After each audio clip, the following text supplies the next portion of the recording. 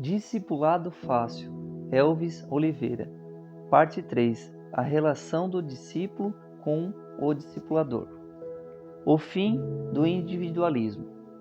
Então lhe respondeu Jesus: Em verdade vos digo que o filho nada pode fazer de si mesmo, senão somente aquilo que vir o Pai fazer. Porque tudo que fizer, o filho também semelhante o faz. João 5,19. E aquele que me enviou está comigo, e não me deixou só, porque eu faço sempre o que lhe agrada. João 8,29. A primeira atitude é abdicar do individualismo e das decisões unilaterais. Eu não vou mais caminhar só em nada. Eu era solitário. Agora terei alguém para caminhar comigo, alguém para me amar, alguém que vai me acolher, que vai receber as minhas lágrimas, alguém para entender e me ouvir. Esse é o aspecto positivo. Abdicar da minha autodeterminação implica em perda. Quando começamos a abrir mão da autodeterminação, sentimos a dor de dividir a individualidade e a privacidade com o discipulador. Este é o primeiro custo. O diabo fatalmente tentará superdimensionar esse preço de maneira que as pessoas o vejam como pesadíssimo. Algum canal dirá: isso é manipulação. Realmente, em qualquer outro nível de relacionamento não caberia tal vínculo, mas no discipulado sim. É isso que vemos na prática de vida dos discípulos mostrando pela Bíblia, exceto na vida de Geazi, discípulo de Eliseu, que se meteu a caminhar sozinho, estando debaixo de uma aliança de discipulado, e se deu terrivelmente mal. Vemos, no entanto, um relacionamento aberto na vida dos discípulos do Senhor, na igreja primitiva e nos discípulos de Paulo. Esse compromisso ao fim do discipulado pode até desaparecer, mas sempre será praticado por nós com outra pessoa a quem devemos nos submeter como autoridade. Devemos nos submeter ao discipulado para a prestação de contas. Submissão ao discipulado. Disse-lhe Jesus: Se queres ser perfeito, vai e vende tudo o que tens e dá aos pobres, e terás um tesouro no céu, e vem e siga-me. Mateus 19:21. A segunda atitude que nos será perdida é um posicionamento, uma decisão de submissão ao discipulador. No que será mesmo esse posicionamento?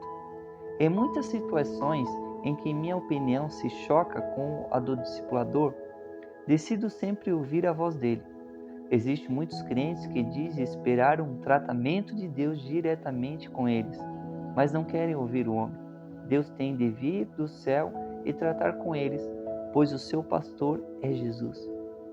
Certamente, o Senhor não fará coisa alguma sem primeiro revelar os seus segredos aos seus servos, os profetas. Amós 3,7. Deus honra a liderança constituída por ele. Não existe melhor forma de Deus tratar conosco que através da liderança constituída. Não existe outro canal melhor, não existe melhor alternativa. Antes de Deus falar com o povo, Deus falará primeiramente com a liderança que Ele mesmo estabeleceu. Este é o preço, o custo que todo homem e toda mulher de Deus deve pagar. As pessoas que não vivem isso têm sérios problemas que comprometem o seu crescimento espiritual. O aspecto de submissão ao meu discipulador me fala não apenas de uma atitude de obedecer. Obediência é algo externo, e que até o ímpio faz o que já é feito pelo homem natural. As autoridades do mundo exigem, os seus auxiliares obedecem. Num relacionamento de discipulado, eu posso até discordar, porém, interiormente eu aceito, interiormente eu me submeto. Isso é algo que acontece no nível do espírito. Eu abro o meu espírito para se submeter, para aceitar, mesmo que choque com o que eu penso. Opto por me submeter e aceitar a opinião e direção do meu discipulador. O rei Saul não entendeu isso e Deus passou dele. Na ausência do profeta Samuel, a decisão mais prudente, mais correta, aparentemente, seria ele mesmo fazer aquele sacrifício pelo qual todo o povo esperava. Era o mais lógico, mas Deus não estava preocupado com o fazer, e sim com o obedecer. Toda autoridade proveniente de Deus, Ele mesmo constitui autoridades. E nesses dias de restauração, Ele tem reconstituído a ordem das coisas na sua casa. Por quê? Porque se Deus constituiu uma cadeia de autoridade, Ele vai falar, vai operar por essa cadeia de autoridade. Deus não fala primeiro com o pé, para depois falar com a cabeça. Ele fala primeiro com a cabeça, para depois dar direção ao pé sobre o caminho que deve seguir.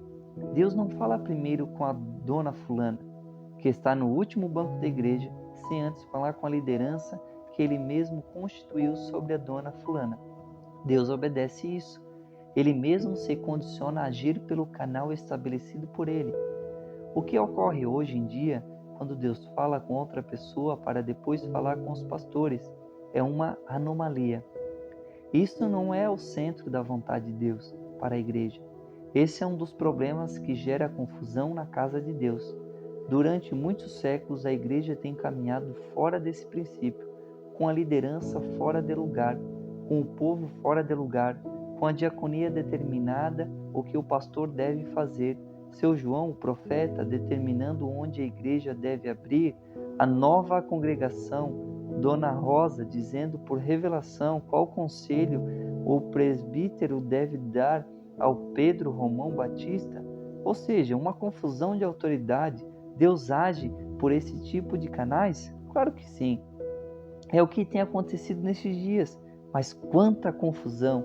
Quantos líderes surdos esperando recados e bilhetinhos de Deus por canais tortos. Isso não é o que Deus quer para a sua vida.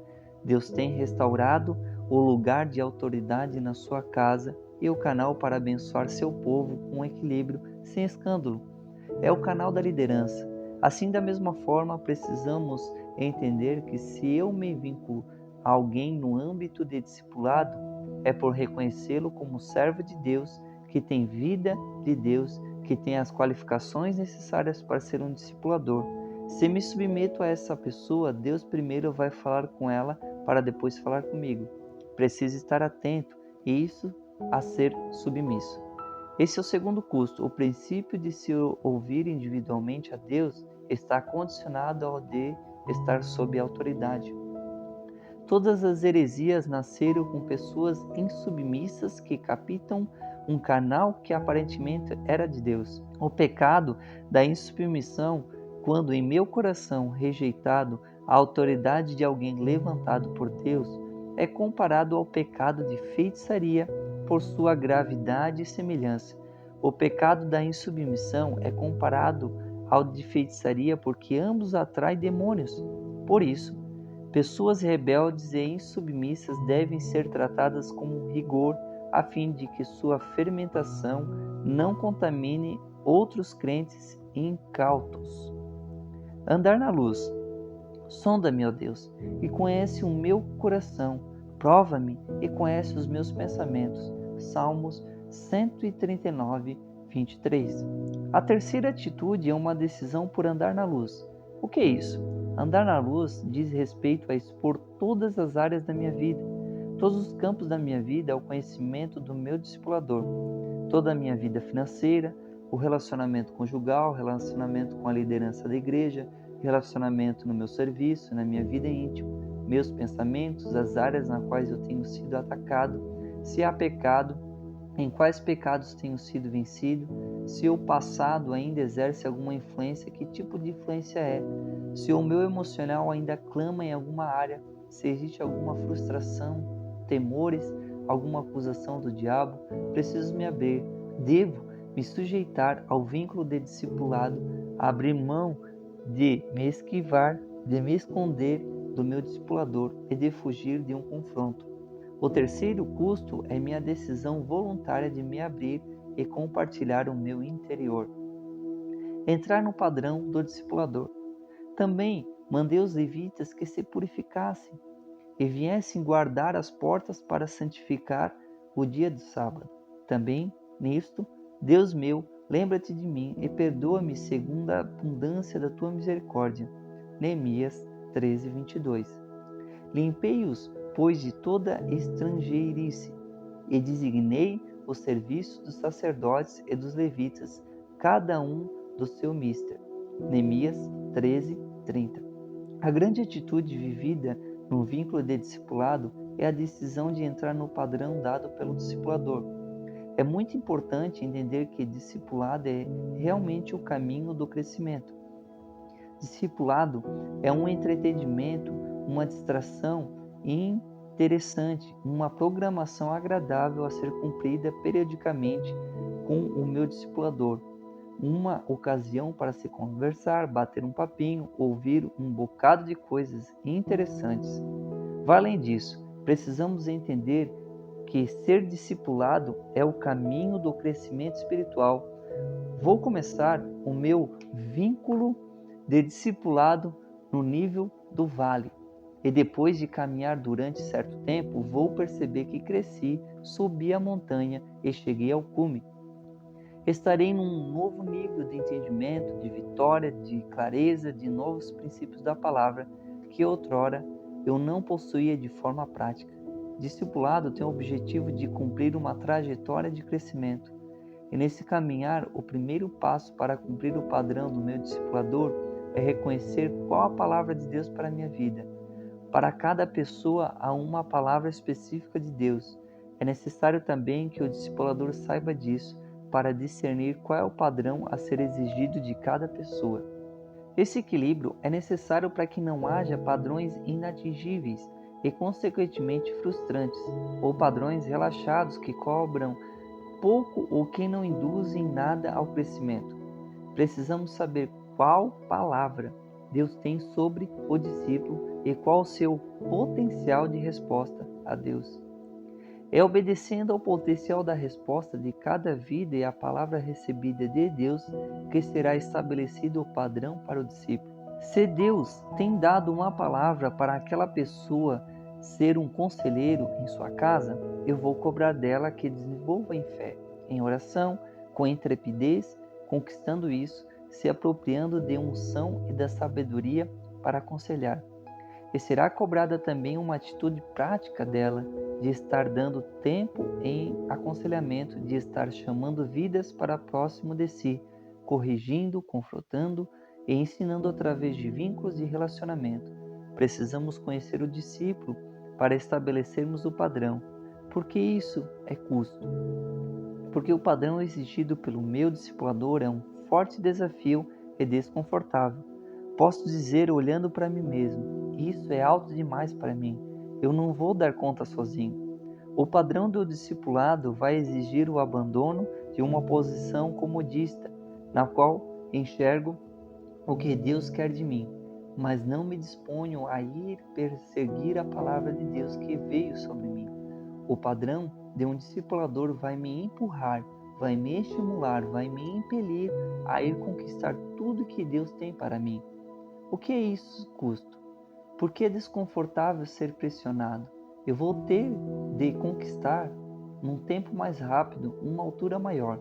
Sozinho poderia estar rendendo 30%.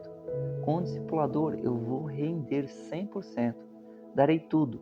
Assim, todo o meu potencial de resposta se manifestará num vínculo de discipulado, no qual me será cobrado um padrão mais alto do que o meu próprio, fazendo-me enxergar com a ajuda do meu discipulador muito mais longe do que sozinho eu poderia conseguir. Caminhar junto com o discipulador. E disse Elias a Eliseu: Fica-te aqui, porque o Senhor me enviou a Betel. Porém Eliseu disse: Vive o Senhor, e vive a tua alma, que te não deixarei. E assim foram a Betel. 2 Reis 2:2. O discipulado é um seguidor. Não é possível desejarmos ver os frutos de um vínculo de discipulado sem estarmos caminhando próximo um do outro. Nesse sentido, o discipulado precisa ter um privilégio que os demais irmãos não têm, o privilégio de vir a hora que quiser, ter livre acesso à casa do discipulador. Ir e vir com o discipulador, acompanhá-lo em tudo que for conveniente e espontâneo. Às vezes, só a proximidade e a amizade, fazer refeições juntos, praticar esportes, lavar o carro, a louça do almoço, além, evidentemente, de orar, jejuar, praticar as demais disciplinas espirituais, acompanhar na prática a ministração da palavra, o evangelismo, a oração por enfermos e etc. Essa deve ser uma decisão única do discipulado. Essa prática única é uma das melhores para enxergarmos o que de fato é o discipulado. Andar em aliança e fidelidade. E ele respondendo disse: O que mete comigo a mão no prato, esse é a de me trair. Mateus 26, 23. É certo que todo discipulador deve estar disposto a perder na relação. É um desconforto para todo aquele que só entra nesse compromisso por uma decisão de servir o reino apenas na formação de crentes maduros. É impossível entrar na prática do discipulado sem uma alta dose de revelação e decisão em abraçar os princípios da cruz. Existem discípulos que não têm entendimento de que a fidelidade no compromisso é um dos principais traços do caráter. São volúveis, vivem de festa e do mesmo jeito tempestuosos, que chegam, se vão. Entram na nossa intimidade, usam-na e traem o compromisso com a mesma fidelidade com que estabelece os vínculos. Desqualificam-se a si mesmo diante da Igreja de Deus. São libélulas crentes, cada dia num lugar diferente. Esse é o traço que caracterizou Judas. Quando finalmente Jesus mostrou suas fraquezas, na ocasião de lavá-los os pés, ele o abandonou, quebrando o vínculo. Os demais discípulos não quebraram a aliança, ele sim. A trajetória normal de todo vínculo de discipulado é um dar-se a conhecer progressivo ao discipulador. Se antes havia idealização, agora o padrão é a realidade. Discipulado, carnais como Judas, que desejam ser super-homens, quando percebem os primeiros traços de humanidade, quebram os vínculos e abandonam a relação, ignorando que é nesse exato momento em que se dá a hora crucial do vínculo. É nesse contexto que mostramos nosso caráter, a fidelidade ou a carnalidade. É fácil servir aos fortes, mas é renúncia, é a maturidade de tomar a mão de uma pessoa maior que eu, que despojou da sua posição conforme e segurança para fazer-se igual e honrá-la, porque escolheu ser o menor. Foi o que o Pai fez em relação a Jesus. Um discípulo deve ser fiel e honrar ao discipulador que se humilha. Este é o espírito da cruz. Servir o discipulador nas coisas naturais. 2 Reis 3,11 diz: Aqui está Eliseu, que deitava águas nas mãos de Elias. E o que é instruído na palavra, reparta de todos os seus bens com aquele que o instrui. Gálatas 6,6. A atitude básica de todos os discípulos é a humildade. E se desejamos entrar num vínculo profundo de discipulado, precisamos ter uma decisão firme em servir o discipulador em todas as coisas, com alegria. Servir é estar à disposição nas coisas que sou, que tenho e que posso fazer. Uma coisa, no entanto, é falar que se está à disposição, a outra é estar na espreita para, quando necessário, servir sem ser ordenado ou requisitado. Essa atitude também só tem valor se for voluntária.